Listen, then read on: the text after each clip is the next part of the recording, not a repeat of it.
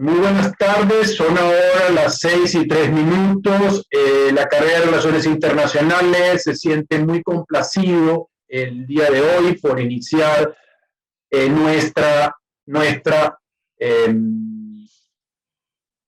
iniciamos nuestro ciclo de charlas por el inicio del ciclo.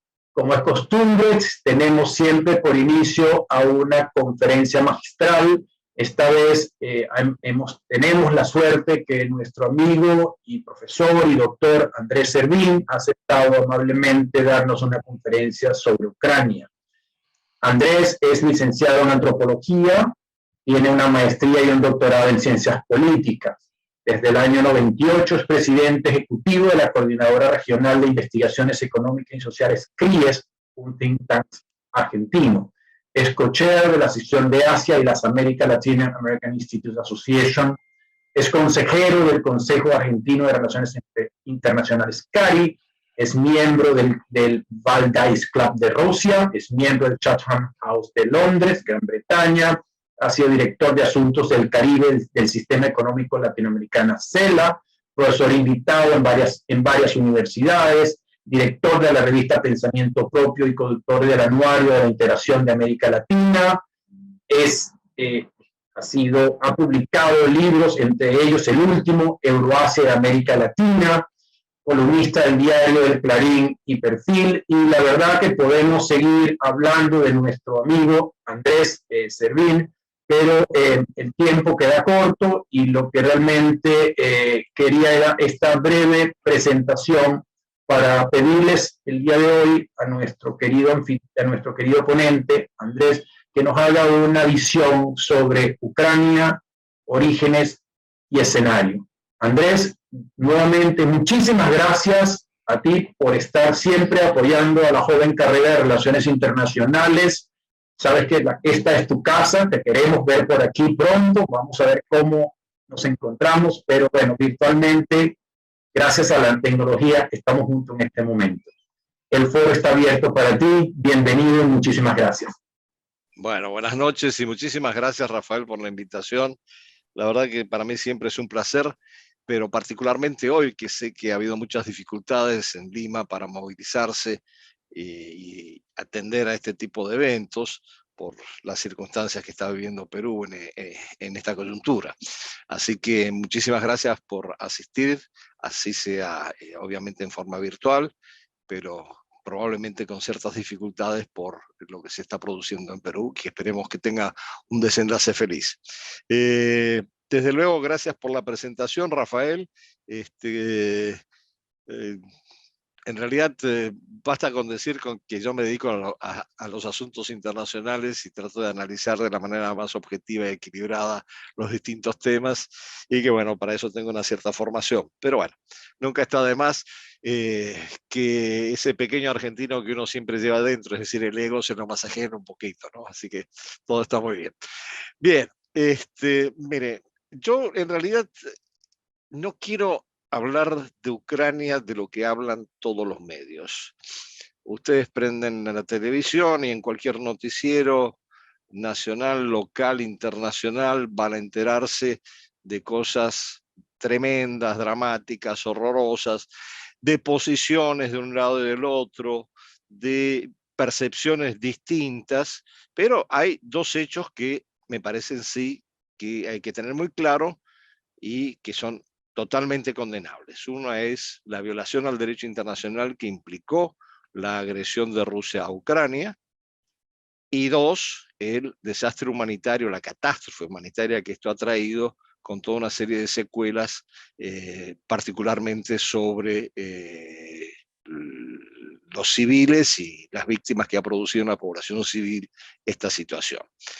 Hago esta salvedad porque de aquí en adelante ni me voy a dedicar a las anécdotas que relatan los medios, ni me voy a dedicar a emitir juicios morales sobre lo que pasa, lo que deja de pasar en Ucrania, porque está sentada mi posición al respecto.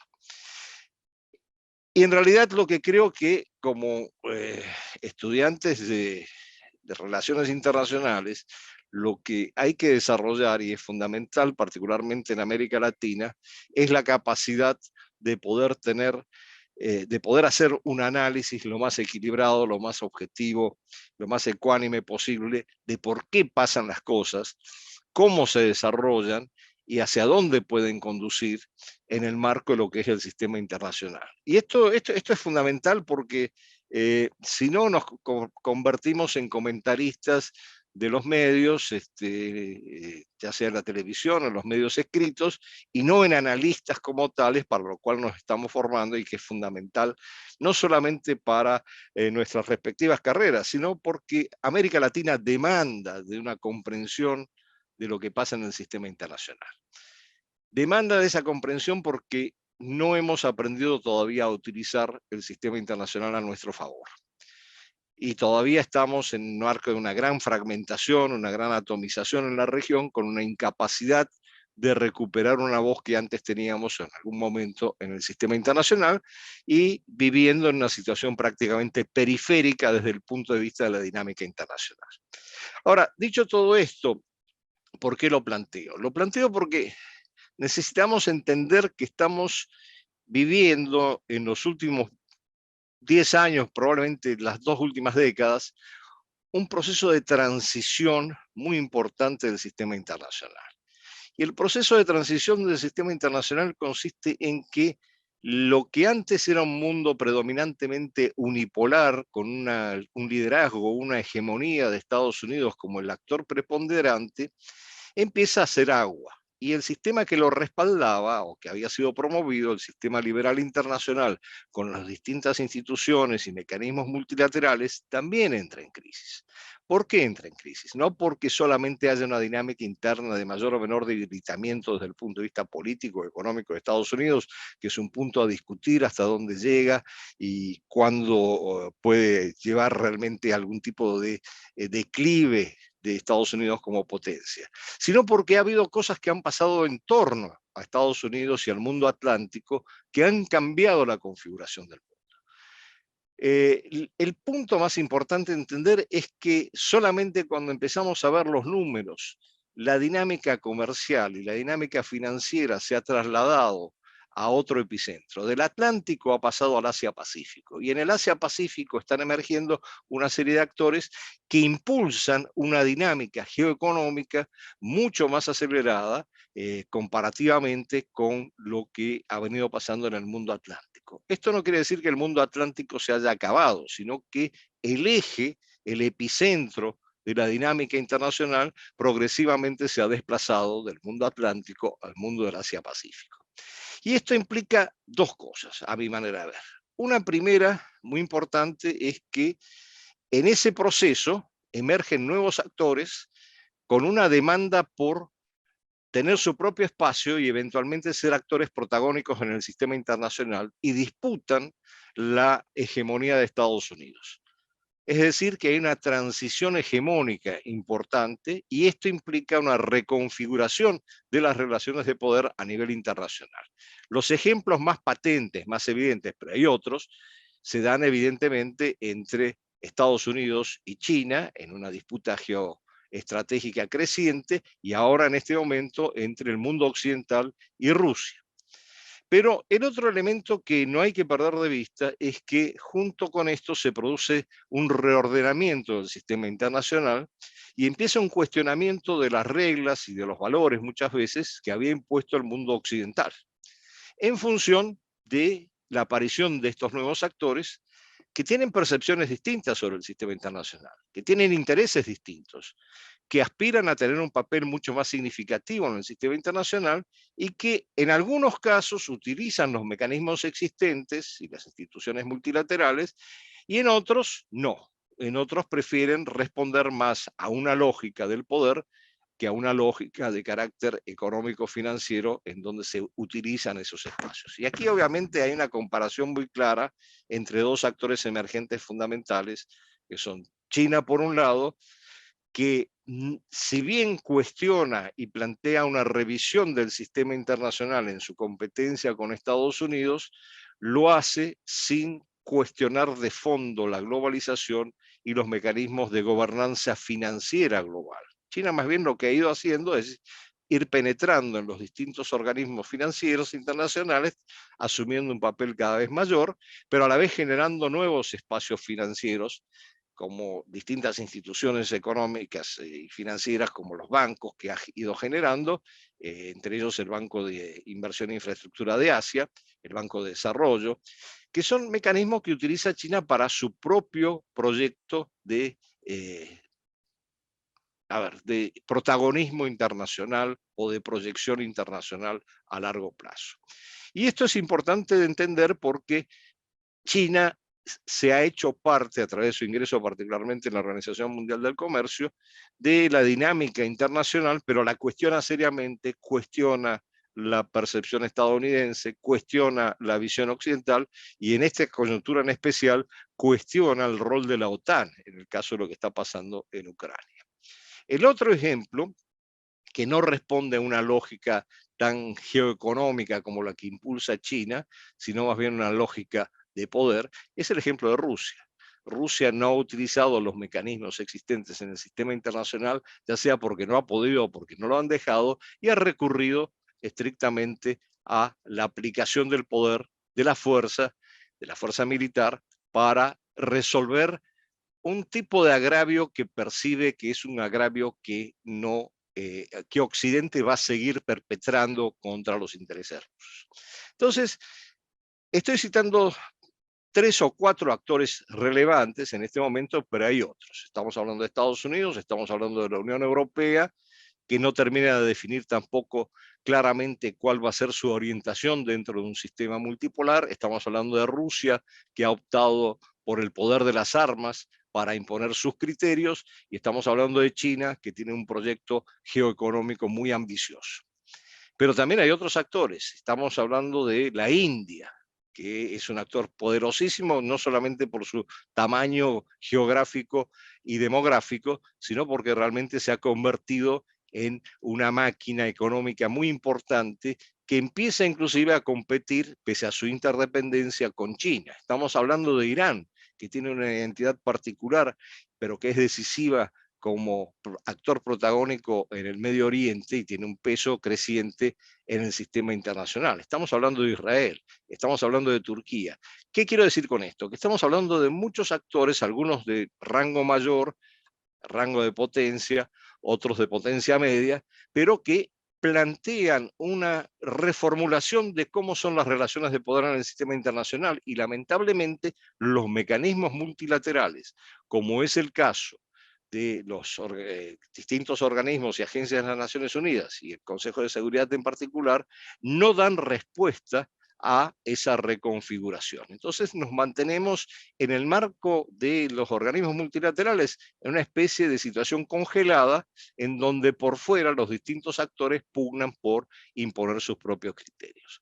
Ahora, entender esto es muy importante para entender que cada uno de estos actores, al desaparecer un mundo unipolar, empieza a generar sus propias áreas de influencia y a consolidar esas áreas de influencia como parte no solamente de un proceso de regionalismo, sino también como un elemento de presión sobre el sistema internacional en general y como una garantía para su propia seguridad frente a las posibles amenazas que provengan de afuera.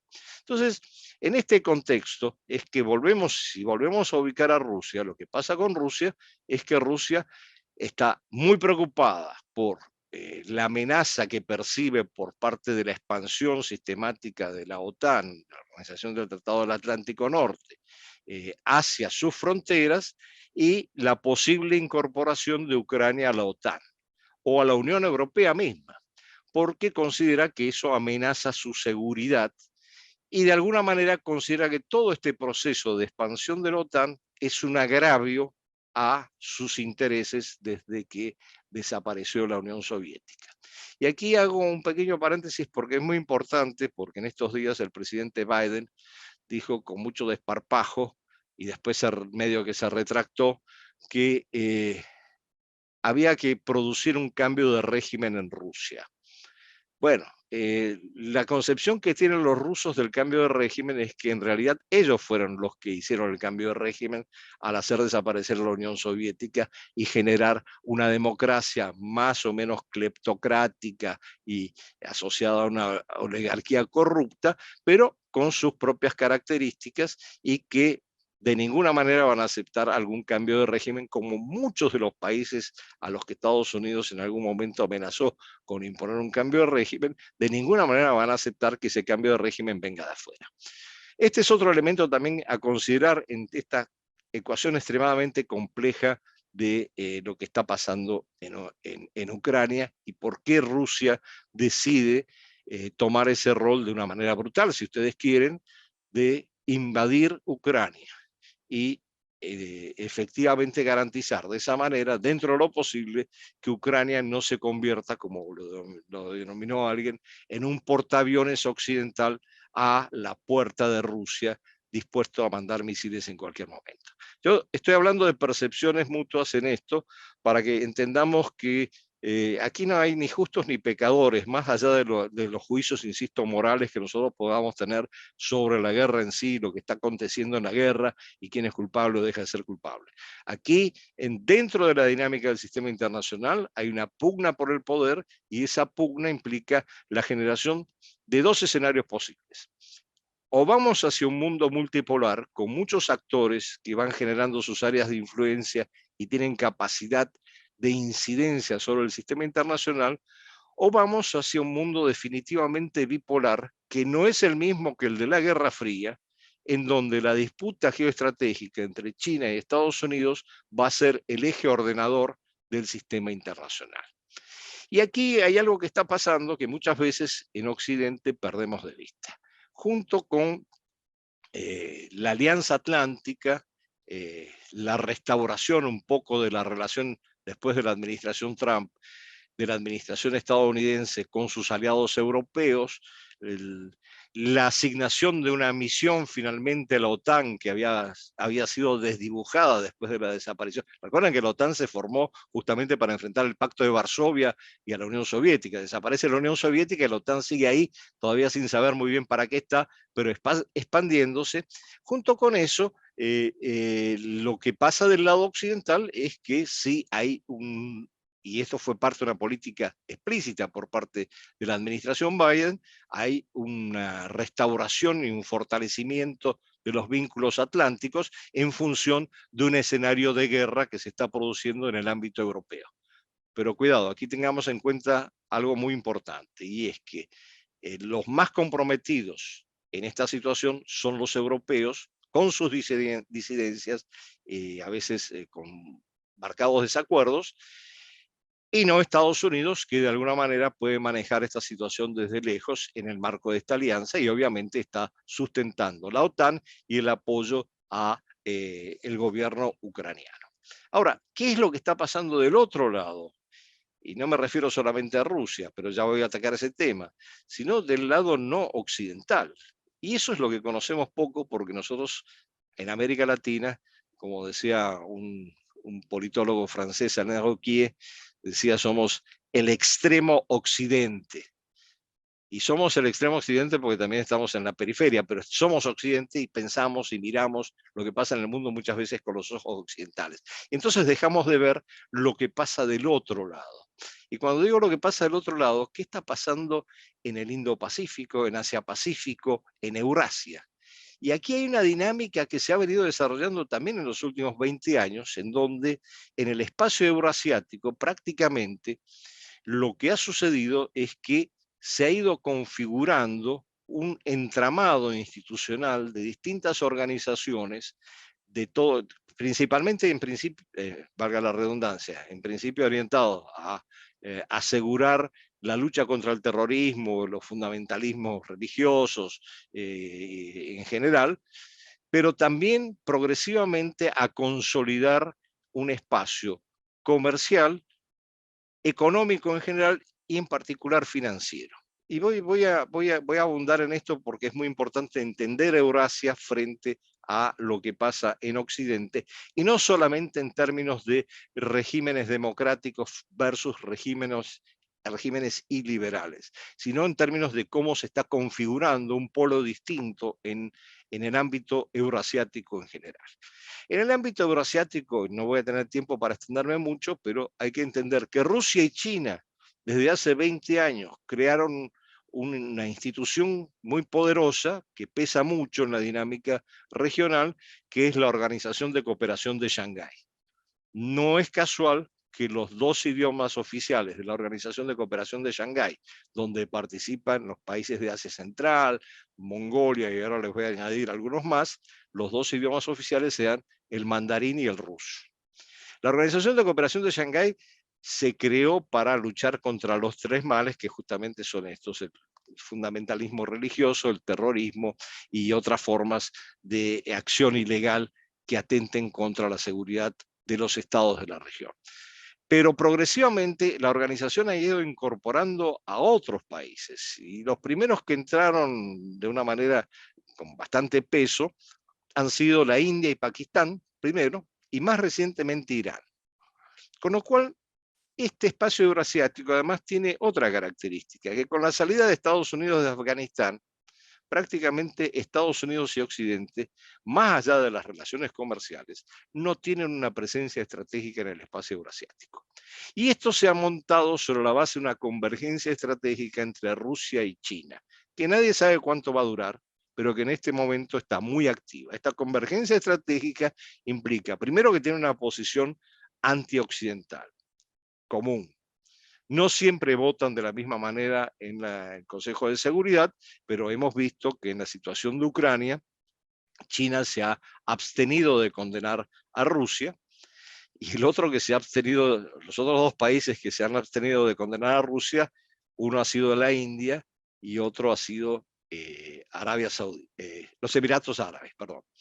Bueno, el resultado es que estamos en una dinámica euroasiática en donde estos dos actores muy poderosos, que han declarado su amistad pese a todo y se han acercado y cooperan en distintos ámbitos y de alguna manera tienen economías complementarias, están desarrollando un proceso en torno a la Organización de Cooperación de Shanghái, pero también en torno a una armonización de una gran iniciativa económica, que es la iniciativa de la nueva ruta de la seda, del Belt and Road, en el caso de China, y la Unión Económica Euroasiática, que ha sido motorizada por Rusia, entre otras cosas porque Putin tenía la idea de una gran Eurasia, que de hecho de alguna manera se está concretando, aunque los chinos la llamen de otra manera, de otra forma. Bueno, el resultado es que en este marco tenemos la Organización de Cooperación de Shanghái, esta armonización entre la Unión Económica Euroasiática y la iniciativa de la nueva ruta de la seda. Otras organizaciones, como por ejemplo la Organización del Tratado de Seguridad Colectiva, que agrupa fundamentalmente a algunas ex repúblicas soviéticas bajo el liderazgo de Rusia, y en fin, todo un entramado institucional que actúa inclusive en este momento, después de la salida de Estados Unidos de Afganistán, como un mecanismo que trata de contener cualquier expansión o derrame del terrorismo desde Afganistán hacia Eurasia. Pero además de eso, empieza a pesar en el sistema internacional en función de su participación en los distintos foros multilaterales. Y adicionalmente, y ahora sí retorno de nuevo a la situación de la crisis ucraniana, adicionalmente, cuando Occidente empieza a imponer las sanciones más drásticas a Rusia, lo que ha desarrollado el espacio euroasiático es primero un acuerdo de generar un ámbito financiero independiente, en donde se trance en rublos, yuanes, rupias, pero no en dólares, y se está desdolarizando. Y esto es importante porque eso hace perder evidentemente fuerza no solamente al dólar, sino también a Estados Unidos en el sistema internacional.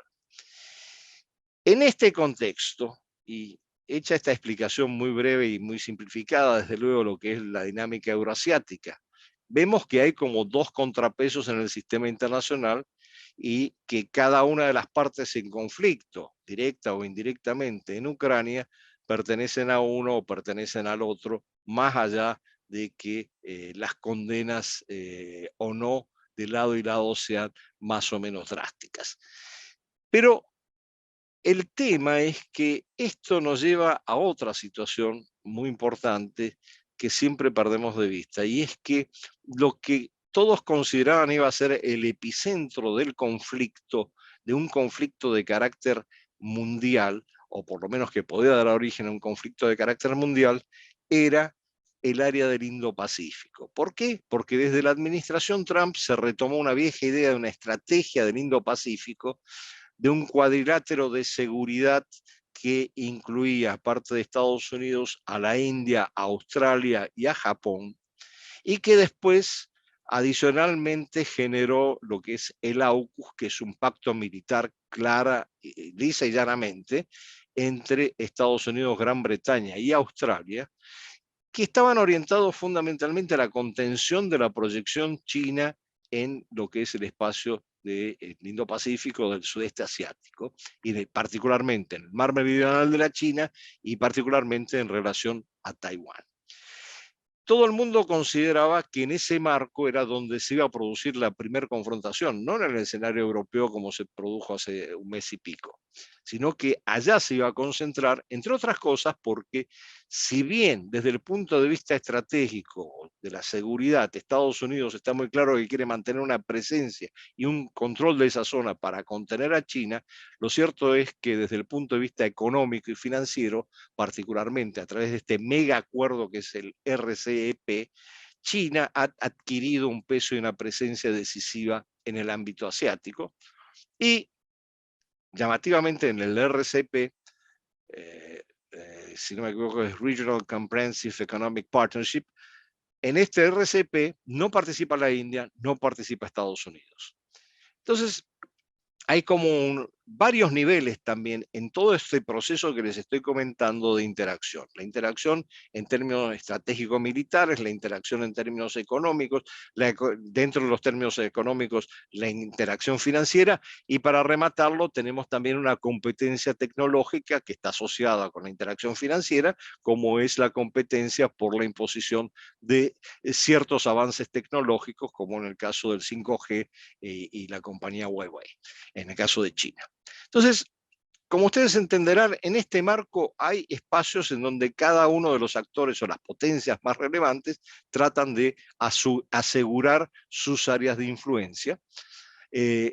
Como prueba de esto les voy a decir que Estados Unidos de repente ha empezado a darse cuenta que tiene que tener mayor presencia en América Latina y llevar una estrategia hacia América Latina, porque si no la va a perder por el avance chino por un lado y por la presencia también militar de Rusia. Y este es el contexto en el cual nosotros tenemos que entender qué es lo que está pasando en el caso de Ucrania y cuáles son los escenarios posibles.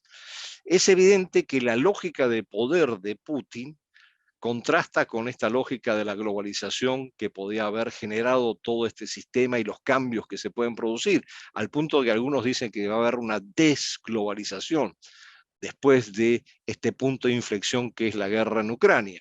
Pero lo cierto es que tenemos distintos escenarios, y muchos de estos escenarios dependen de cómo quede Rusia después de esta guerra. Relativamente bien parada o muy mal parada, con un proceso interno en donde inclusive eventualmente puede salir Putin.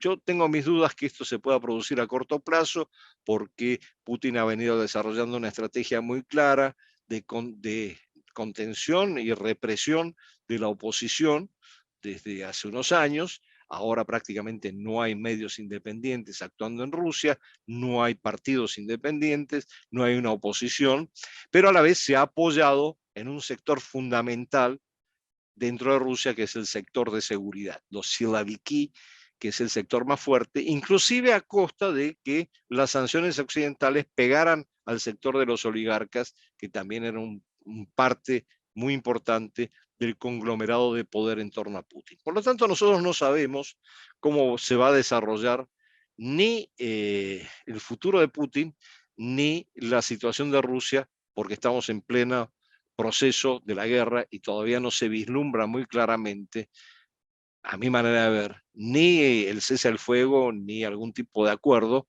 que en principio empieza a mostrar, sí, de lado y lado la disposición, y ya voy terminando para darle la oportunidad de una mayor interacción, sí empieza a mostrar algo que es muy interesante, y es que, bueno, el gobierno de Ucrania está dispuesto a ceder en algunos puntos, eso va y viene, pero en principio sí, a no adherir a la OTAN, a permanecer como un territorio neutral. Rusia aparentemente dice, bueno, no, nos vamos a quedar solamente con la región de Donbass y de Crimea, pero ustedes lo tienen que reconocer. Y ahí como que empiezan las negociaciones sobre una posible salida a esta situación que desde luego ya ha causado un desastre mayor y una serie de crímenes de toda naturaleza, empezando por crímenes de esa humanidad. Esta es la situación. Hemos visto que los actores externos, más allá del apoyo que le puedan dar al gobierno ucraniano desde el lado occidental, o más allá del apoyo tácito que en los foros multilaterales le puedan dar los actores euroasiáticos a Rusia, no han avanzado en una capacidad de mediación efectiva, quizás con la excepción de Turquía, que ha sido la que ha podido convocar a los dos gobiernos a 3 mesas, 3 rondas de negociaciones, pero eso está por verse hacia dónde va, más ahora con la revelación de lo que aparentemente ha sido unas atrocidades innombrables y abominables en el caso después de la retirada de las tropas rusas de algunas regiones de Ucrania. Bueno, esta es la situación, pero yo insisto, más allá de la disputa sangrienta que puede llevar Rusia con Ucrania en aras de preservar, perdón, de preservar su estatus de potencia por un lado y su área de influencia por otra parte, lo cierto es que es el conjunto de la dinámica del sistema la que conduce a que en este momento el escenario de mayor confrontación que amenaza, inclusive por momentos, a poder convertirse en una tercera guerra mundial, lo cual sería dramático y probablemente terminal para toda la humanidad, esté desarrollándose en el escenario europeo y no esté desarrollándose en donde la confrontación entre las distintas maneras de ver y organizar las relaciones de poder en el mundo es mayor, que es el Indo-Pacífico. Y yo termino aquí porque creo que, bueno, con esto no quiero abrumarnos mucho más, con lo que es toda esta dinámica internacional extremadamente compleja, pero yo creo que para cualquier estudiante de relaciones internacionales, entender esto y ajustar sus percepciones no a la posición de un actor o de otro actor, sino a lo que es el análisis efectivo de la correlación de los vínculos y de las dinámicas que correlacionan justamente a distintos actores, es fundamental. Así que voy a parar aquí y voy a abrir, con la autorización de Rafael, el derecho a palabra y hacer preguntas, si es que puedo contestarlas. Gracias por la magnífica presentación. Realmente has abarcado el problema en toda su dimensión. Quería hacerte una pregunta y así inicio este espacio de preguntas y respuestas, habiendo así para que animar a nuestros alumnos a preguntas. Y es, he escuchado recientemente que uno de los escenarios posibles es volver a un sistema, a un modelo bipolar, pero lo interesante es que estaría planteado por un lado el modelo neoliberal y por el otro lado el modelo dictatorial, el modelo de régimen de China, de Rusia, de que son regímenes no democráticos. ¿Cómo verías tú esa opción si el mundo ahora se divide en estas dos versiones ideológicas? No es este-oeste, que era el capitalismo contra el comunismo, aquí es simplemente democracia versus dictadura. Gracias, Andrés. Sí, yo creo que justamente desde los distintos enfoques en relaciones internacionales tenemos varias posibilidades. Poder verlo desde una perspectiva realista, de la escuela realista, como parte de lo que yo expliqué se percibe, poder verlo desde la perspectiva de el enfoque de la escuela liberal institucional, y la tercera, que está menos en boga quizás, pero que es relevante, es poder verlo desde la teoría o el enfoque constructivista. Y si lo vemos desde el constructivismo, lo que estamos viendo es el choque, más allá de todo lo que he explicado, el choque entre narrativas distintas. Y las narrativas no son idénticas de lado y lado. Ni la concepción de autoritarismo, si uno quiere, es idéntica en Rusia, China, Mongolia o la India, mucho menos. Ni la concepción de democracia necesariamente sigue los mismos carriles de concepción institucional en el caso de Occidente. Y hay una diferencia para mí marcada muchas veces en cómo se maneja este concepto de democracia, más allá de la parte formal de la democracia, en Estados Unidos o Europa o mismo en América Latina. Entonces, a mí me cuesta aceptar esta narrativa bipolar de que por un lado está la democracia y las organizaciones liberales desde el punto de vista político, que son fundamentales en el sistema liberal internacional, y por otro lado tenemos toda una serie de autoritarios dispuestos a comerse a el sistema liberal. No, hay autoritarios, pero autoritarios los hubo en todos lados, y no necesariamente hay una diferenciación tajante. Para empezar, y lo voy a ilustrar muy cabalmente, a pesar del grado de represión que estaba señalando en el caso de Rusia, no es lo mismo el sistema político ruso y el autoritarismo ruso que eventualmente el sistema unipartidista chino y el autoritarismo verticalista chino. Hasta antes de la guerra y antes de esta represión que estamos señalando en Rusia, uno podía escuchar otras voces, uno podía hablar con otra gente, incluso hubo mucha gente que salió a protestar. En el caso de China era muy difícil escuchar otra voz. Y les voy a dar dos ejemplos. En Rusia, yo estuve en Rusia muchas veces y he podido hablar con gente que estaba en la oposición, que criticaba a Putin. Es más, yo creo que hay gente como Navalny, que es un opositor que fue envenenado por Putin, fallaron con el envenenamiento, se recuperó en Alemania, volvió a pelear a Rusia y fue detenido y condenado a varios años de prisión. Navalny dijo una cosa muy interesante y yo la cito porque tiene que ver con Ucrania. Afganistán, la guerra de Afganistán de Rusia, fue para la Unión Soviética lo que Ucrania va a ser para Putin, el fin de Putin. Interesante. Pero que esto se dio en un marco en donde la gente todavía, hasta cierto punto, podía hablar. En China la sensación es totalmente otra. Hay un mutismo total, hay una represión total. Los medios mismos, esto en Rusia está cambiando ahora, pero en China los medios mismos, las redes con las que uno trabaja, uno no puede conectarse, por ejemplo, con las redes occidentales. Entonces, lo que quiero marcar con esto no es que sea bueno o sea malo. Lo que estoy diciendo es que hay distintas formas de autoritarismo, igual que distintas formas de democracia. Y no voy a citar algunos llamados demócratas en el mundo occidental, que no lo son para nada. Pero por eso tenemos que entender que estamos frente a narrativas que simplifican una confrontación que es mucho más compleja y que lleva muchos niveles, que van desde las narrativas, desde lo geopolítico, lo geoeconómico y muchos niveles más. Y hay un analista chino, un profesor de relaciones internacionales,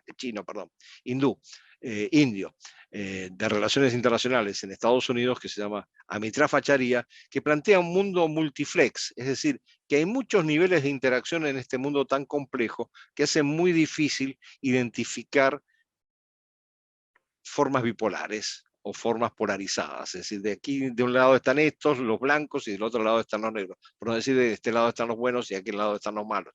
No, es mucho más complejo y esto es parte de lo que cualquier estudiante y cualquier especialista en relaciones internacionales tiene que aprender a manejar.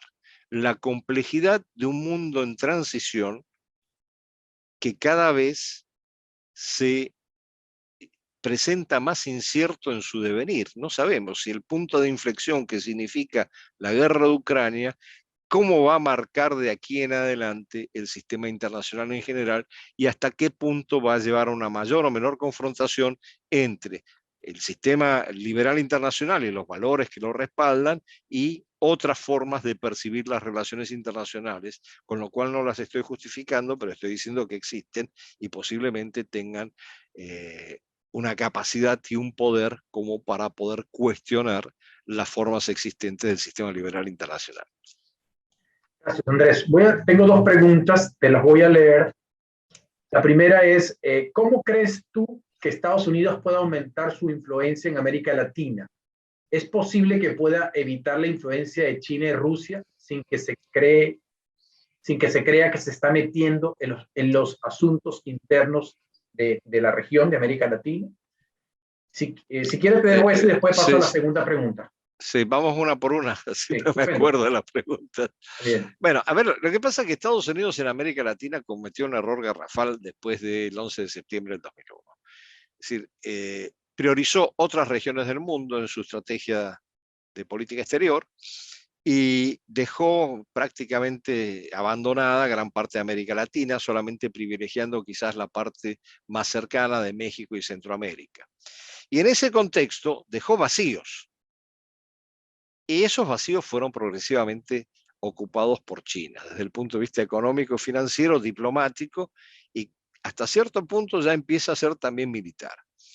Rusia, que empezó con una presencia más militar, viró progresivamente también a una presencia más económica. En el caso de Venezuela fue patente, porque no solo está la presencia militar, sino también todos los negocios que hicieron en torno a la industria petrolera.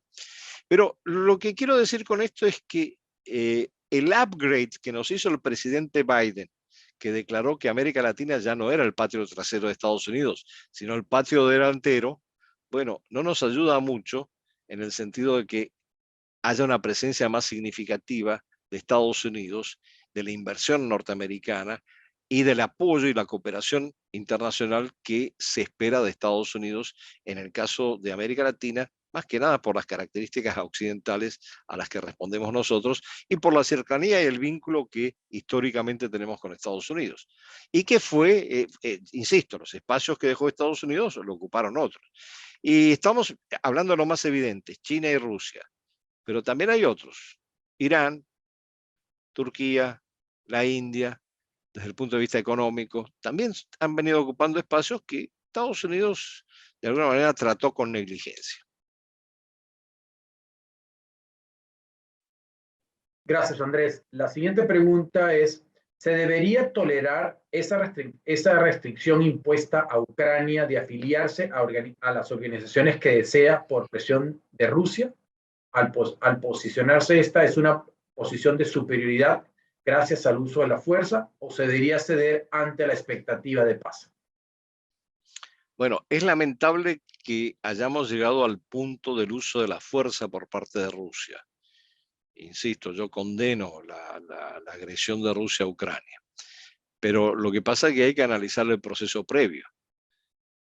Cuando se produce lo que en Occidente llaman la anexión de Crimea y lo que en Rusia se llama la recuperación de Crimea, pero no importa, la tensión entre Rusia y Ucrania se incrementa, particularmente en el área de Donbass, con la aparición de las repúblicas todavía sin tener un estatus formal de repúblicas, de Lugansk y de Donetsk.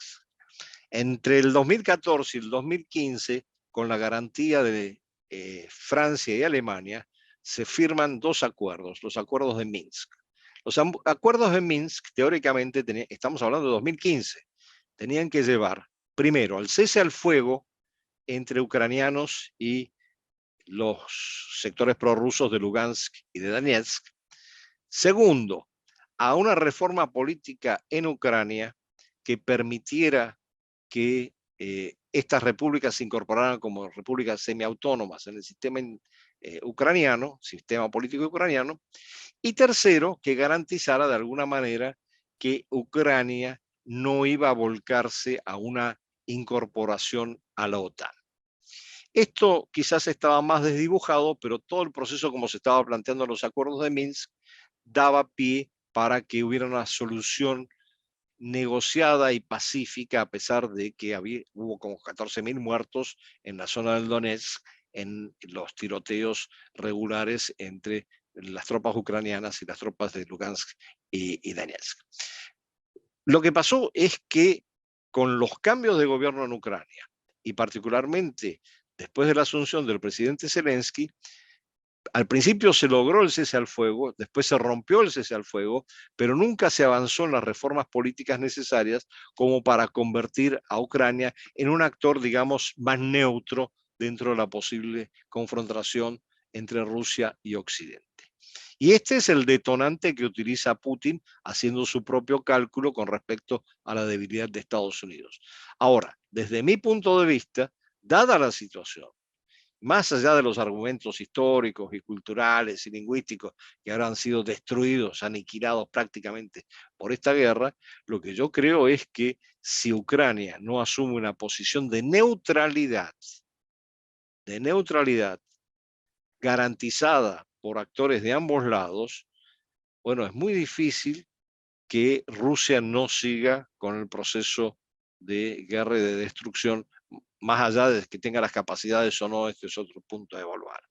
¿Por qué? Porque Rusia no puede permitir que Ucrania se convierta en la sexta oleada de países europeos que se incorporan a la estructura de seguridad de la OTAN, porque siente que eso es una amenaza inmediata para Rusia.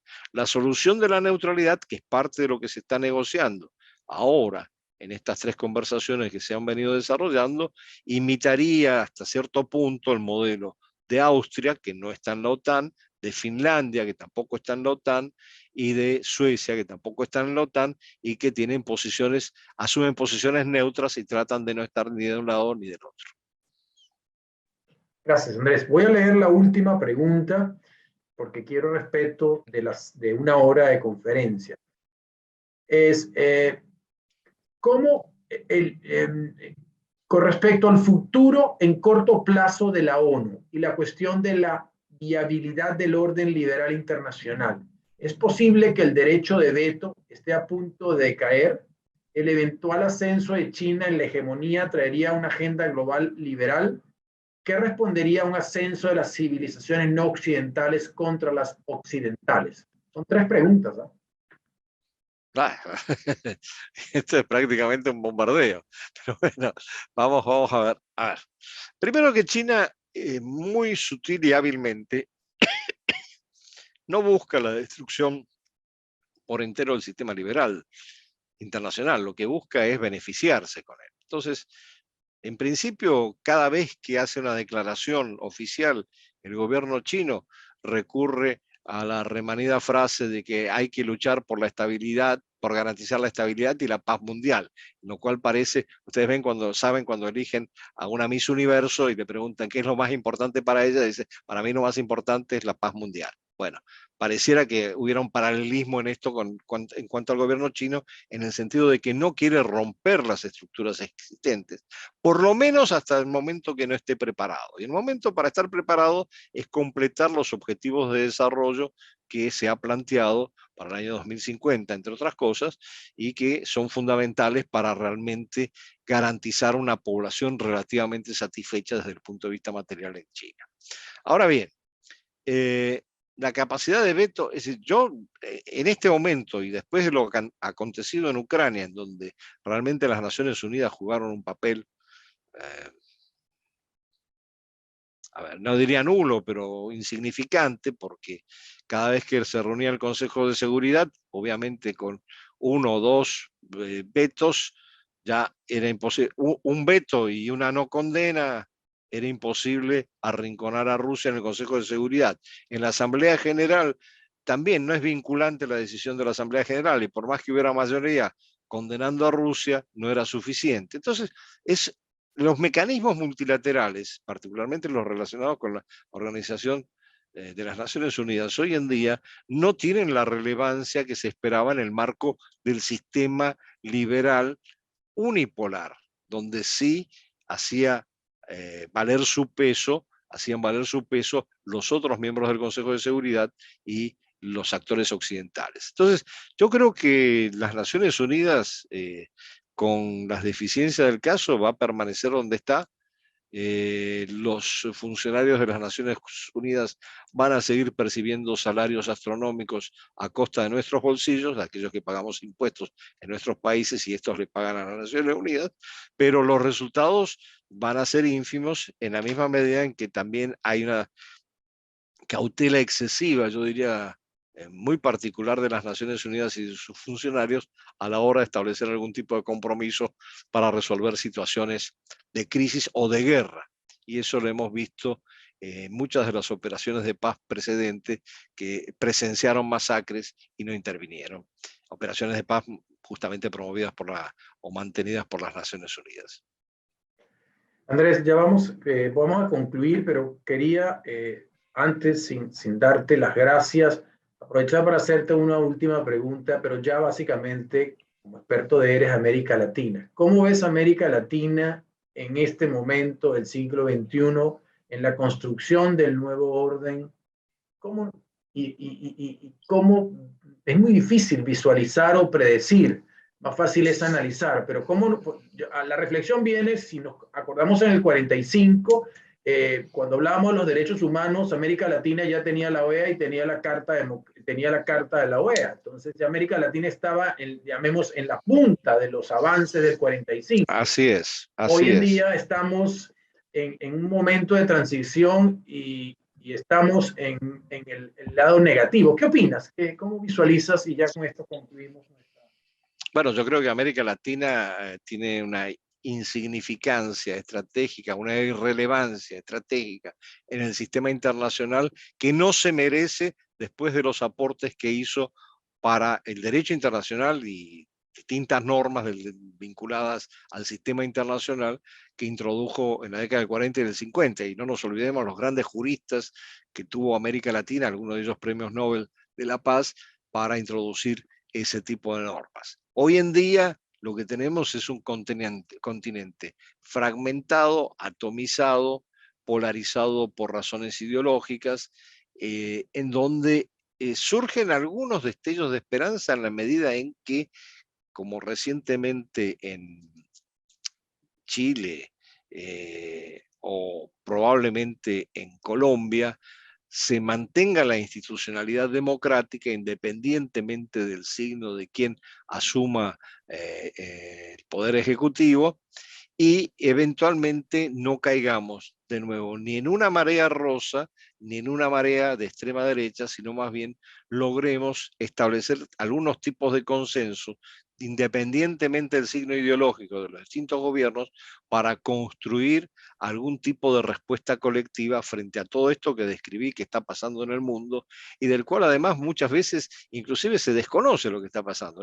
Yo no voy a mencionar quiénes, pero he escuchado a altos funcionarios confundir Ucrania con Croacia, es decir, Croacia esto. Entonces, bueno, por lo menos una elemental clase de geografía deberían tener antes de poder asumir como Líderes. representantes de un país. No voy a entrar en detalles, no quiero mencionar a nadie, pero ustedes me entenderán que eso es dramático y hace también a esta insignificancia estratégica o irrelevancia estratégica que padecemos en América Latina. No estamos preparados para entender el mundo, en algunos casos. Hay sectores que sí, pero en la mayoría de los casos no estamos preparados para entender el mundo, ni ver cómo insertarnos de una manera colectiva. Y las instituciones que hemos generado para eso han fallado porque estaban basados fundamentalmente en el consenso y no en la capacidad de tomar decisiones, por lo menos, si bien de una forma relativamente consensuada, pero no dependiendo de que todos voten a favor al unísono, sino de que por lo menos sí se tomen algún tipo de acciones. La CELAC es el mejor ejemplo de lo que estoy diciendo. Estupendo, Andrés. Muchísimas gracias por la magnífica conferencia. Estoy convencido que los que hemos participado entendimos que los orígenes, realmente la descripción y la narrativa del orden internacional donde nos encontramos permite, no podemos saber qué va a pasar en Ucrania, pero permite entender cómo es el juego que está teniendo lugar en este momento. Andrés, muchísimas gracias. Realmente a nombre de la carrera de Relaciones Internacionales de la Facultad de Derecho, te transmito a ti y a CRIES, tú como presidente, la gratitud infinita por el apoyo en esta conferencia inicial por inicio de ciclo. Seguimos pues, perdón Andrés. No, perdón, pensé que iba a estar. Gracias. Quería comentarles que con esta conferencia magnífica iniciamos nuestro periodo de conferencias anuales por este ciclo y luego continuaremos en agosto. Las próximas conferencias escucharemos ahora a representantes de Rusia en una próxima conferencia y también a un representante de China. Es decir, queremos, Andrés, y tú has dado en el clavo, desconocemos mucho de lo que está pasando en esa zona del área Pacífico, si bien el Perú está cerca a través de diferentes mecanismos, pero hay una gran ausencia de conocimientos de la región. Muchísimas gracias por la conferencia, las puertas de la carrera están abiertas y te dejo pues para esta despedida final. Gracias, Andrés. No, muchísimas gracias a ti, Rafael. Muchísimas gracias a todos los que han mandado mensajes por el chat, por los comentarios altamente positivos. Y solamente les quería decir que para aquellos que están estudiando relaciones internacionales, pueden tener acceso abierto a una cantidad de materiales que nosotros tenemos disponible, que publicamos en CRIES, en la Coordinadora Regional de Investigaciones Económicas y Sociales. Pueden entrar en la página www.cries.org y ahí, además de nuestra revista de Relaciones Internacionales que se llama Pensamiento Propio, hay toda una serie de documentos y materiales disponibles, así que pueden acceder a ellos gratuitamente, porque justamente el propósito de nuestro think tank es promover el conocimiento en estos temas entre la sociedad civil en general y entre los especialistas en particular. Nuevamente, Rafael, muchísimas gracias y felicitaciones por el gran número de gente que ha habido. Yo no pensé que la situación en Perú iba a producir una deserción masiva, pero al contrario. Me alegro muchísimo, así que ha sido un gusto.